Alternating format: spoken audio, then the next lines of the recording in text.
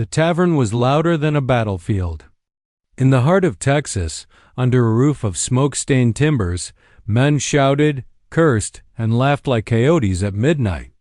Tankards slammed against rough-hewn tables, dice clattered like bones tossed by ghosts, and the smell of sweat and spilled whiskey wrapped the room in a choking haze. At the far table, where the lantern light flickered like fire on steel, sat a man who did not belong. His skin was bronze, his braids tied with strips of red cloth, and his dark eyes were sharp enough to cut through any man's bravado. He was Comanche, a warrior of the plains. Some men spat when they saw him. Others muttered. But no one stopped him, because even the drunkest among them knew his name carried weight. He had ridden raids that left Texas forts trembling. He had hunted buffalo in storms that turned day to night. He was feared, and more than that, respected. That night, however, pride made him reckless. Another round, bellowed Caleb Turner, a broad-shouldered rancher with a beard thick as a bear's pelt. He slapped his hand on the table and grinned at the Comanche. Unless the great warrior's spirit is already broken? The men around them howled with laughter. The warrior's jaw tightened. He understood enough English to grasp the insult, and pride was a language that needed no translation. He leaned forward, his braids brushing the wood, and pointed at the dice. "I play," he said simply. His voice was low, steady, but beneath it burned the fire of a man who had been challenged before witnesses. To back down now would be death by shame. The game was a simple one dice thrown for high numbers. Winner takes the pot. But the stakes rose with every round, and so did the taunts. Silver coins clinked into the pile. Knives, pistols, a flask of frontier whiskey. Finally, Caleb leaned back and smirked, his teeth catching the lantern light. "One last throw," he said, his words thick with drink. "You lose. You give me that horse you rode in on. That black stallion with the eyes like fire. Finest beast I ever saw. Worth more than all this junk combined." The tavern grew quiet at that. The warrior's stallion was not just a horse, it was his brother in battle, his soul on 4 legs. Men whispered that no Texan alive could ever catch such a creature, let alone ride it. The Comanche warrior's gaze did not waver. "If I lose, the horse is yours," he said. Then he added, "If I win, I take what you offer." The room hummed with anticipation. Caleb laughed, slapped the table, and reached into his pocket. "Fine then, warrior. You win, and you take my gold. You take my rifle.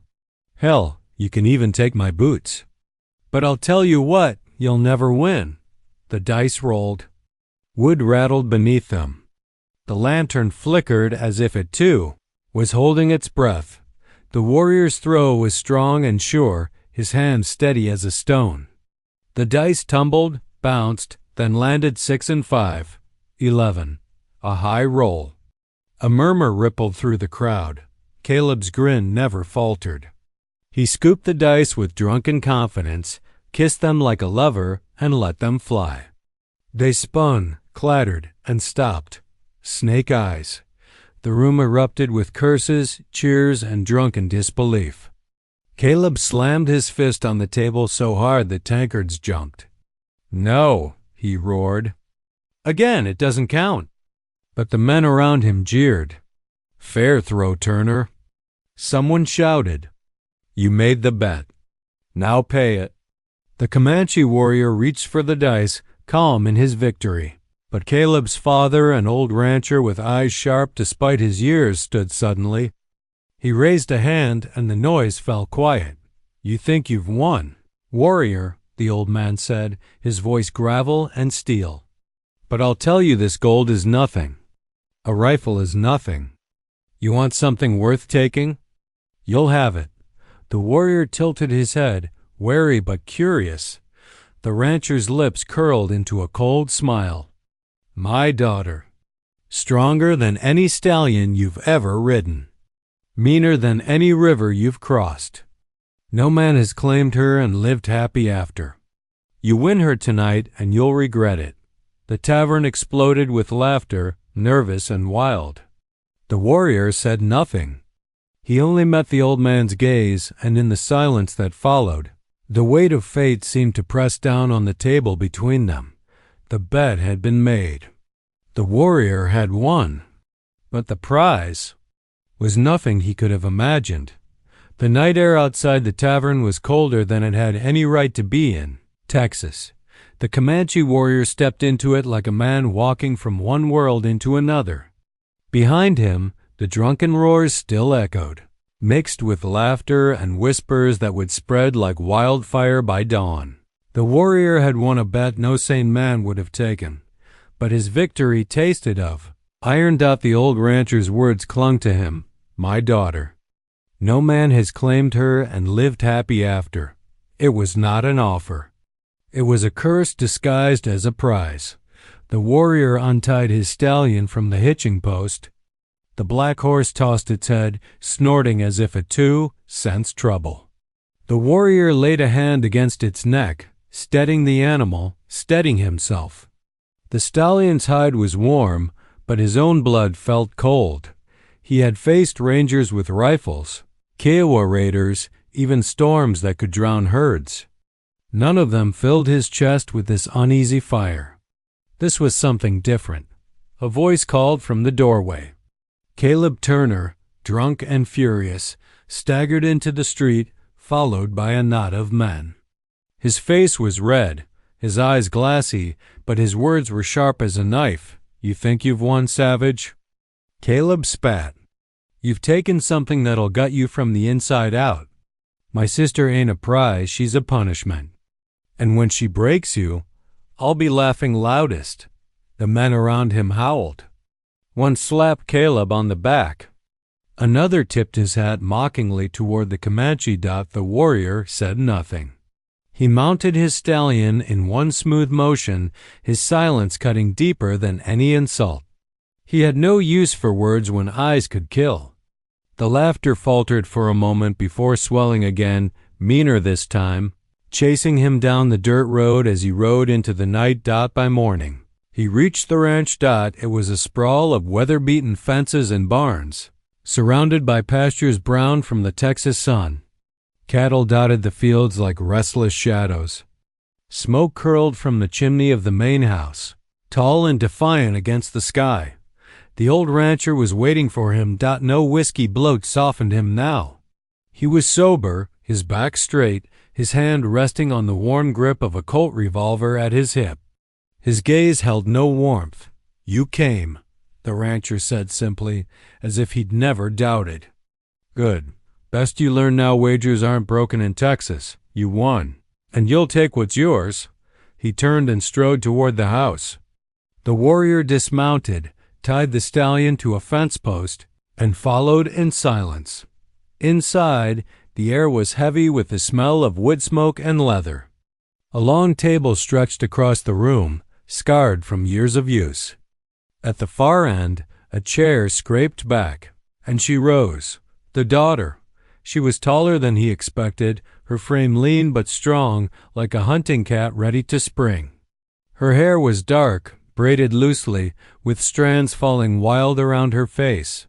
Her eyes, sharp, defiant, and unblinking, met his as though she'd been waiting for this moment her whole life. "This him?" she asked, her voice cutting the air like a whip. The rancher nodded. "He won you fair." The warrior saw her lips curve, not in fear, not in shame, but in something closer to contempt. "Then he's a fool," she said flatly. "And so are you, father." The words struck harder than any blow. She stepped out from behind the table, her boots heavy against the wood, and came to stand before the warrior. Close enough he could see the faint scar across her cheekbone. Close enough to feel the heat of her anger radiating like fire. "Look at you," she said, voice low but sharp enough only he could hear. "Another man who thinks he can own me. You'll break, Comanche." "They all do." For a moment, silence filled the house. The old rancher stood stone still, his hand near his revolver, but his eyes betrayed something, a flicker of fear not aimed at the warrior. But at his own daughter, the warrior met her gaze without blinking. He had faced enemies who charged with war cries, who carried rifles and blades, who bled and fell in battle. But this was different. This was a storm that walked on two legs, wearing the face of a woman, and for the first time in years, he wondered if he had truly lost the bet after all. The first morning at the ranch was a battlefield before the sun had fully risen. The Comanche warrior had expected tension, maybe a cold reception, but nothing could have prepared him for the force of her defiance. She appeared at the door before he even had his coffee, boots thudding against the floor like war drums. Her dark eyes locked onto him immediately, and the air around her seemed charged, as if the room itself sensed the storm she carried. "I don't do favors," she said, arms crossed over her chest. "And I don't belong to anyone, least of all some stranger who won me at a dice game." The warrior inclined his head, silent. Words were useless here. They were weapons that could cut both ways.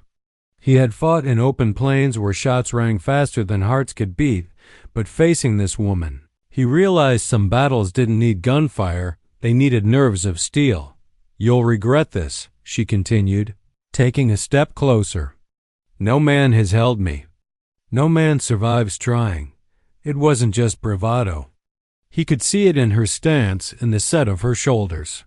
She was a warrior in her own right, forged in the same fires that had shaped him. She moved like she had nothing to lose, and maybe that made her deadlier than any blade he had faced. He watched her circle the table, eyes flicking over the weapons laid out by the old rancher, a Colt, a hunting knife, and a rifle. "Do you think your horse will save you?" she asked, her voice low and mocking. "Or is it your pride you'll ride to your grave?" The warrior did not respond. He had learned long ago that silence could be louder than any yell. And yet, something about her words, her challenge, made the blood in his veins tingle. This was no ordinary woman, this was a force that could break him if he let her. And yet, some strange, stubborn pull drew him forward. Their first clash came unexpectedly. She lunged for the knife on the table, faster than he could react, and he barely caught her wrist, twisting it away from the weapon. The table splintered under the sudden movement, sending the Colt sliding across the floor. "I said I don't belong to anyone," she snapped, yanking her arm free. He held her gaze, steady as the plains he had crossed 100 times. "Then you are free," he said quietly. "But freedom has a cost." Her laugh was sharp, cutting through the tension like lightning. "And you think you can pay it?" Before he could answer, a loud crash came from the barn outside. Both of them froze. The horses whinnied, and the wind carried the sound of boots pounding against the wooden floor. The old rancher appeared behind her, grim-faced. "They've come," he said, voice tight. "Rangers, bounty hunters. They know about her. They'll take what they want, and you'll be their prize if you're not careful." The warrior's hand instinctively went to his side, where a knife was sheathed. But he kept his eyes on her, realizing something crucial. She wasn't just a woman to protect. She was a partner in survival. Every movement, every flicker of her gaze, told him she could fight alongside him or against him. She smirked, catching his glance as if daring him to question her strength. "You may have won the bet," she said, "but you haven't won me." Not yet. A tense silence settled between them, heavier than any weight he had carried into battle. This was no ordinary wager. The stakes had shifted. He had not simply won a woman, he had been handed a challenge the likes of which he had never faced. She was untamed, relentless, and dangerous, and somewhere deep inside, he realized he was not afraid. Not yet. The old rancher shook his head, muttering something about foolish men and wild women. But the warrior only tightened his grip on the reins of his horse, feeling the simmering heat of the coming storm. This was not just a test of strength, it was a test of will, of courage, and of hearts that refused to bend. Outside, The wind picked up, carrying the scent of dust, gunpowder, and danger. Inside, two forces, equally stubborn, equally fierce, stood facing each other, knowing that the next hours would either forge a bond stronger than steel or shatter everything in their path. And the warrior, for the first time since the bet, understood. He had not merely won a wager. He had entered a war he could not yet see the end of, a war where the prize might be the only woman capable of breaking him completely. The prairie outside the ranch stretched wide and empty, golden under the rising sun, but the beauty was deceptive. The wind carried whispers of danger, the shuffle of boots on dry earth, the faint smell of smoke, the distant clatter of gun metal. The Comanche warrior had sensed it the moment he stepped out onto the grass. He was not alone. She was already mounted, astride a mare that matched her ferocity. Her dark eyes scanned the horizon, sharp as eagle talons. She did not speak, but he felt the tension coiled around her like a bowstring. This was no ordinary ride. They were hunting, or perhaps being hunted. He could not yet tell. The first movement came like a ghost. Figures emerged from behind the jagged rocks along the northern ridge, rifles glinting in the sunlight. Rangers, bounty hunters, men who had heard the rumors and thought to claim her for themselves. "Stay close," he said, his voice low but commanding. She shot him a glance, half amusement, half challenge. "Or what? You'll fight for me?" He did not answer. Instead, he drew his knife and readied his horse. There was a rhythm to combat, a pulse that dictated life or death, and he had long ago learned to trust it. The first shot rang out, and the wind seemed to explode around them. Bullets ripped through the grass, kicking up clouds of dust. The warrior spurred his stallion forward, moving in a calculated arc to intercept the attackers.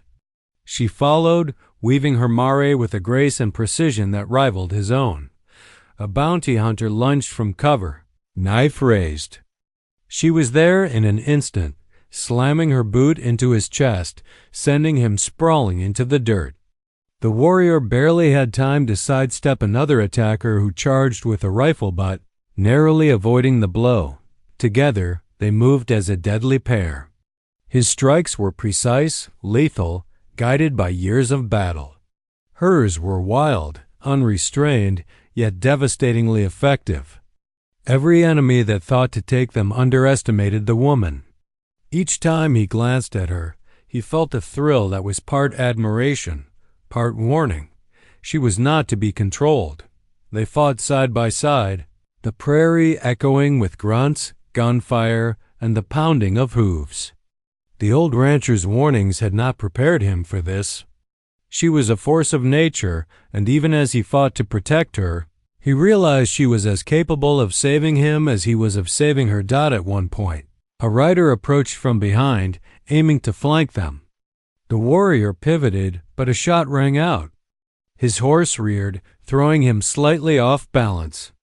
Before he could recover, she was there, intercepting the flanking attacker with a savage kick, sending him sprawling into the grass. "Careful!" he shouted, realizing for the first time how close they were to death at every turn. She only smirked. "You think I need your warning?" Her laugh, sharp and defiant, cut through the chaos.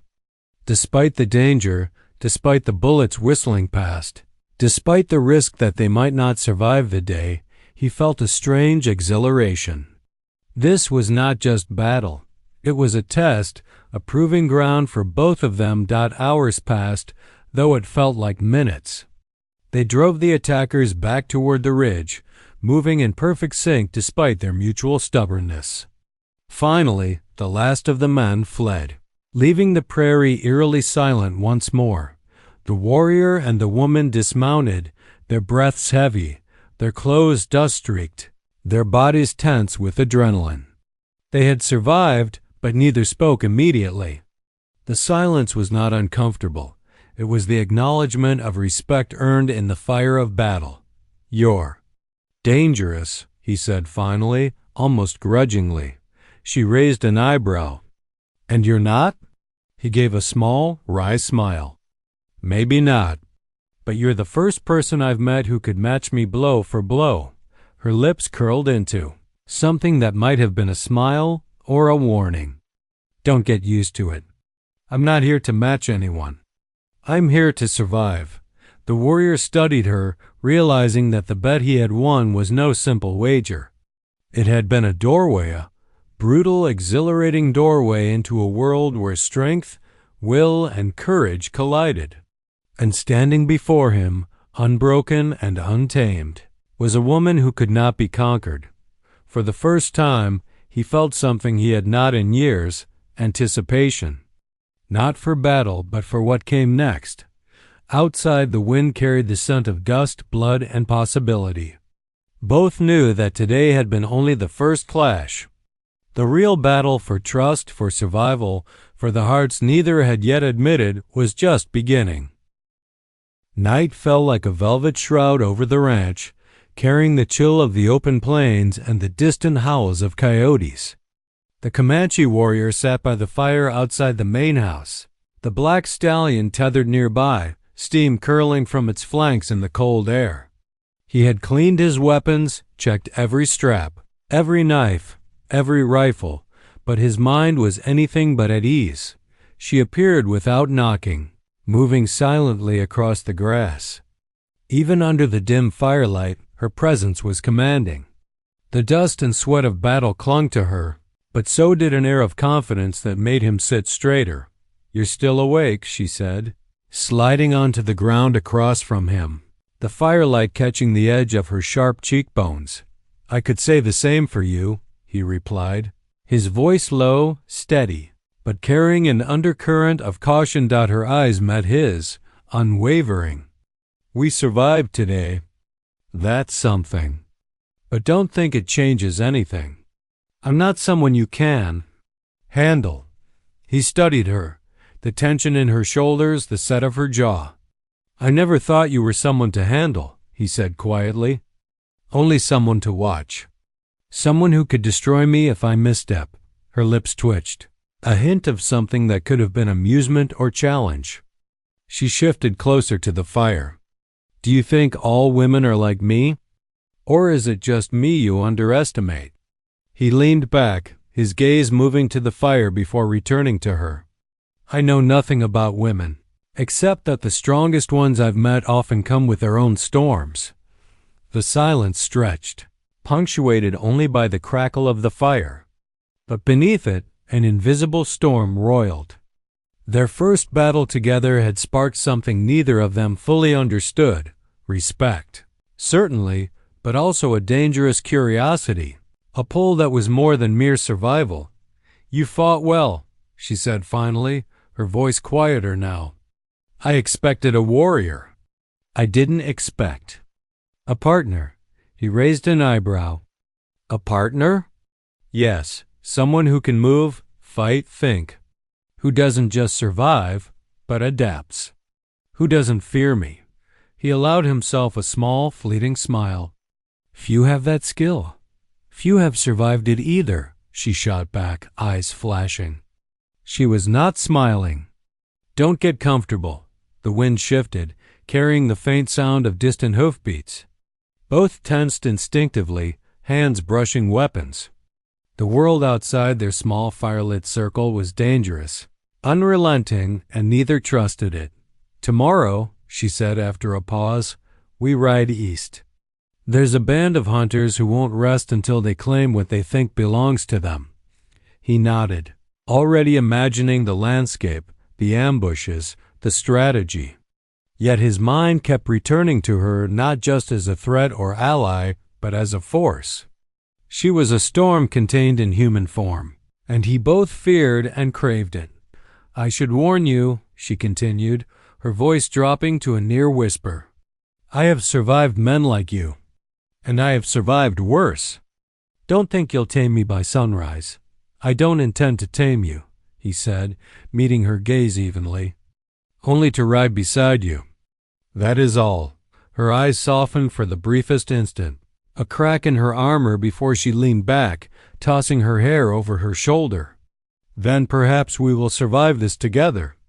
But don't mistake cooperation for trust. I've learned to trust only myself." The fire crackled, a brief flare lighting both of their faces. Shadows danced across the grass as if echoing the tension that simmered between them. They were two warriors, equal in skill, equal in stubbornness, bound together by circumstance, danger, and an unspoken challenge neither had yet admitted. Hours passed without words, each lost in their own thoughts. The warrior thought of the bet, the impossible wager that had brought him here, and realized how far beyond gold, rifles, or horses it had taken him. The woman was more than a prize. She was a force that demanded respect, demanded vigilance, and yet sparked a fire in him he had not felt in years. She finally rose, moving back toward the house. "Sleep if you can," she said over her shoulder, voice tinged with something almost tender, or perhaps it was warning. "We ride at dawn, and I don't plan to go easy." He watched her disappear into the shadows and whispered under his breath, more to himself than anyone else, "Nor will I." The storm within both of them raged quietly that night, a tension woven of pride, respect, danger, and something neither dared name. Outside, the wind howled across the plains, carrying a promise. The battles ahead would test them, break them, and perhaps forge a bond neither had expected, but neither could yet. Refuse. The morning sun had barely climbed above the horizon, painting the plains in a wash of gold and amber, but the Comanche warrior and the woman were already on horseback. Dust rose behind them like smoke from a distant fire as they rode east, each aware of the other's presence without speaking. Their silence was heavy, charged, a quiet acknowledgment that danger could arrive at any moment. Hours into the ride, they reached a narrow canyon, walls jagged and steep, where shadows pooled like ink. The warrior halted, scanning the rocks above. "Something isn't right," he said, hand resting on the hilt of his knife. She nodded, eyes narrowing. "They know we're coming. You fought hunters before, but you haven't fought them like this organized. Desperate, hungry for more than gold." He studied her, sensing that her words carried more than warning. They carried knowledge, insight, experience. "How do you know so much about them?" She didn't answer immediately. Instead, she leaned back in her saddle, eyes fixed on the canyon floor. Finally, she spoke, voice low, careful. "Because I've been hunted before. And not by men who simply wanted money." The warrior's brow furrowed. He had heard tales of women carrying secrets, dangerous and deadly, but nothing prepared him for the intensity in her gaze. "What do you mean?" Her lips pressed into a thin line. "There are maps. Secrets of the land that settlers will kill to claim. Treaties that tribes have died protecting, and knowledge of roots no one else remembers. I guard them not for power, but because if they fall into the wrong hands, it will mean blood, death, and the end of what little freedom remains for my people." The words settled over him like a sudden storm. This was more than a wager, more than survival. This was a living, breathing threat to her life, and now, by extension, to his. "You knew I would win the bet," she continued, her eyes locked on his. "You knew the risk you were taking, but you also didn't know the kind of fire you would inherit." He swallowed, feeling the weight of her confession press on him like the Texas heat. "Then this isn't just a bet. This is war." She flicked her reins, urging her horse forward. "Not just any war. A war for survival. And you? You're in it whether you like it or not." For a moment, the warrior felt a rare vulnerability, a crack in the armor he had built over countless battles. He was not accustomed to sharing stakes that went beyond life and death on the battlefield.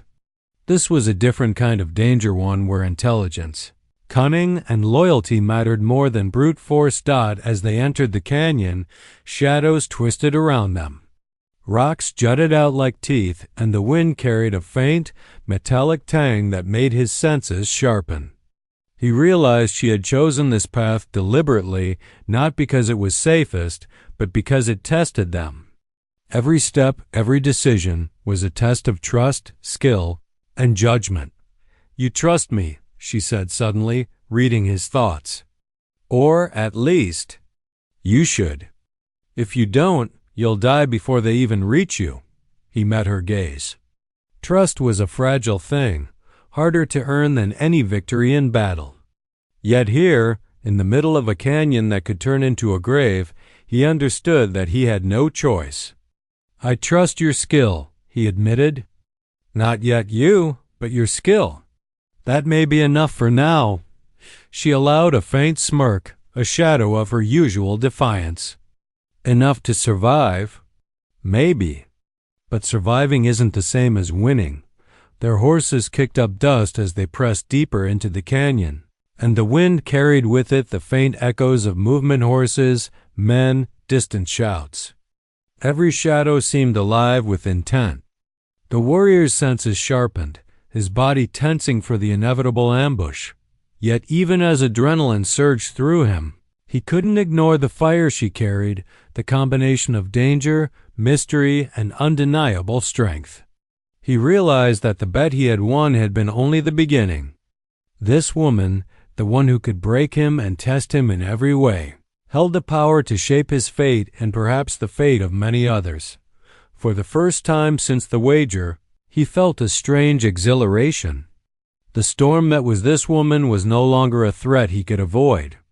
It was a force he had to ride alongside, navigate, and maybe even, in some impossible, dangerous way, embrace. And somewhere deep in the canyon, beyond the looming rocks and shadows, the distant sound of approaching men reminded him that survival was about to become far more complicated and far more deadly. The canyon seemed to hold its breath, every shadow a potential threat. The Comanche warrior's senses were razor-sharp. The distant hoofbeats, the subtle rustle of brush, the glint of metal in sunlight, all of it told him that they were being hunted. "They're close," he muttered, his voice low. "Closer than I thought." She didn't respond immediately. Her dark eyes scanned the jagged rocks above, tracking movement as effortlessly as a hawk in flight. "More than hunters," she finally said. "They know what I carry. They won't stop until they take it or kill us both." The warrior's hand rested on his knife. "Then we ride carefully. We need the high ground," she smirked, a shadow of her usual defiance, and kicked her horse forward. "You follow my lead, Comanche. Survive the ride, and maybe you'll understand why no man has ever claimed me before." As they rode deeper into the canyon, the first shots rang out sharp, deliberate, and deadly. Dust and pebbles erupted around them. A band of bounty hunters had split into two groups, one flanking from above, the other charging from the canyon floor. They were faster, better armed, and desperate. The warrior spurred his horse to the side, rolling with the animal's motion as a rifle cracked nearby. She was already in motion, weaving between rocks, her mare's hooves pounding the earth like percussion in a deadly rhythm. Her attacks were precise, unexpected. She struck first, knocking a man off his horse before he could raise his weapon. "Careful!" he shouted, moving to intercept the second rider. Bullets whistled past, dust flying in stinging clouds. The canyon walls echoed with the sound of combat, amplifying every shout and every clash. The warrior realized that relying solely on skill would not be enough. He needed to anticipate her moves, predict her choices, and act in perfect sync. And yet, even as they fought side by side, he knew the deeper challenge was reading her, not just as an ally, but as a force in her own right. One hunter, a giant of a man with a cruel grin, swung a lariat to ensnare them. The woman's horse reared, throwing the man off balance, and she delivered a swift kick that sent him tumbling down the canyon slope. The warrior's jaw tightened in grim admiration. She was more than capable of defending herself. She was lethal. Above, another band took position on a rocky ledge, firing down. The warrior ducked, rolling his horse to the side, and fired a shot that forced one hunter to retreat. She was already moving, circling the attackers, using the canyon walls as cover, striking with the precision of a seasoned warrior. The battle raged for hours, though it felt like minutes. The canyon became a maze of danger, echoes of gunfire and shouts ricocheting off the stone. Both the Comanche warrior and the woman adapted instinctively to each other's moves, their coordination growing with every passing moment. At one point, they found themselves back to back, surrounded on three sides by men armed with rifles and knives. Breathing heavily, they exchanged a glance, no words, just understanding. The storm within each of them had become a shared force, a silent agreement that neither would yield. The warrior struck first, slashing at a man who lunged from the left. She followed immediately, spinning and delivering a crushing blow to another attacker. Their enemies faltered, hesitated, and then began to retreat, realizing that these two were not ordinary prey. As silence returned to the canyon, the warrior and the woman remained mounted, weapons ready, sweat and dust coating their faces. The wind carried the faint scent of blood and leather, a reminder that the danger was never far away. "You work well together," he said finally, voice low, almost a concession. She gave him a fleeting, sharp look, her eyes gleaming. "We survived together." "Don't mistake it for loyalty." He inclined his head, understanding. Trust was earned in battle, not given freely. And yet, he felt the first trace of something more, a recognition that she was more than just a challenge to conquer. She was an equal, a storm that could break or save him. From the shadows, the faint sound of movement hinted that more enemies were gathering. The warrior tightened his grip on his knife, and she readied her rifle. They had survived this encounter, but the war was far from over. In that moment, side by side, they were not simply a man and a woman, they were a force, unbroken, unrelenting, and dangerous in a way no enemy had yet understood. And as the wind howled through the canyon, carrying the promise of more battles to come, both knew the real fight, the fight for survival, trust, and perhaps even something deeper, was only beginning. The night had descended like a blanket of black velvet, and the canyon seemed almost alive with shadows. Every sound, hoofbeats, wind, distant shouts, was amplified, sharpened, warning of the final test. The Comanche warrior and the woman moved as one, their horses navigating the rough terrain with the precision of predators. Ahead, torches flickered against the jagged rocks. The last band of bounty hunters had regrouped, determined to claim her secret at any cost. They were ruthless, desperate, and cunning, but neither the warrior nor the woman would yield. "This ends tonight," he said, voice low, steady, his eyes scanning every ridge, every boulder. "Then let's make it count," she replied, a glimmer of steel in her gaze. She was not merely his ally.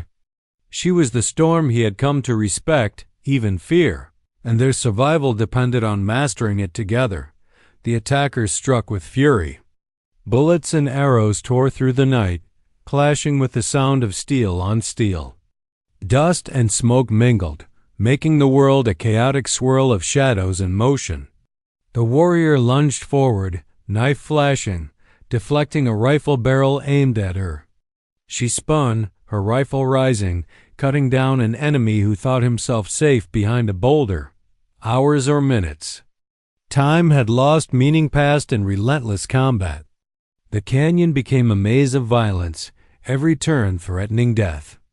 They had fought side by side before, but never with this intensity, never with the knowledge that one misstep could mean the end for both. At a narrow pass, the warrior saw an opening, an ambush waiting for them.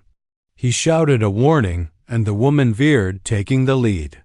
Her instincts were sharp, her reflexes flawless. She guided them through a perilous path, arrows flying past like deadly whispers, their enemies faltering under the unexpected maneuver. Then came the moment of reckoning. One of the hunters, taller and stronger than the rest, lunged at her with a knife. The warrior dove, slashing the man's arm, but the force threw him off balance. She stumbled, caught herself on a boulder, and whirled. In one fluid motion, she delivered a devastating strike that sent the man sprawling into the shadows. Breathing heavily, they paused for the briefest moment, backs pressed together, weapons ready. The night was silent now, save for the wind whispering through the canyon. The fight was over, or at least, this chapter of it. "You survived," he said quietly, almost in disbelief. "We survived." She didn't respond immediately. Her eyes scanned the darkness, every muscle still coiled for action. Finally, she exhaled, a sharp breath that carried both relief and tension. "Barely," she admitted, "and only because we trusted each other." For once, he let the words settle, feeling their weight. Trust, it was fragile, earned in the crucible of combat, and he had never given it freely. Yet tonight, with the storm of a woman who could break him in every way, he had found it, however fleeting. They moved out of the canyon, the first light of dawn beginning to streak the horizon. The wind carried the scent of dust, blood, and smoke, but also something new, possibility. The warrior looked at her, at the fire in her eyes, the defiance and strength that had tested him at every turn. He realized that the bet he had won months ago was nothing compared to the prize he now held. Not gold, not horses, not territory, but this woman who could match him in every way. "You're impossible," he said with a wry smile, shaking his head. She smirked back, brushing a strand of hair from her face. "And you're still alive. That counts for something." For the first time, he allowed himself to believe that the battles they had fought, the dangers they had faced, were not just about survival, they were about connection, respect, and a bond forged in fire. He did not know what the future held or whether the world outside the canyon would test them again. But in that moment, he understood something undeniable. The woman who could break him, who could challenge every instinct, every skill, every bit of pride, had become the one he could trust to stand beside him in any storm. The sun rose fully now, bathing the plains in golden light. The Comanche warrior and the woman rode side by side, scarred, weary, and alive. They had faced death. They had faced chaos. And they had faced each other, and in that crucible, something new had been forged. Something neither of them could have predicted. A partnership, a force, and perhaps even the beginning of a bond that neither would ever let break. And as they rode into the dawn, the canyon behind them echoing with the remnants of the night's battle, the warrior knew one thing with certainty: some victories were never about winning a bet. Some victories were about finding the one person strong enough to match you, storm for storm, and emerge unbroken.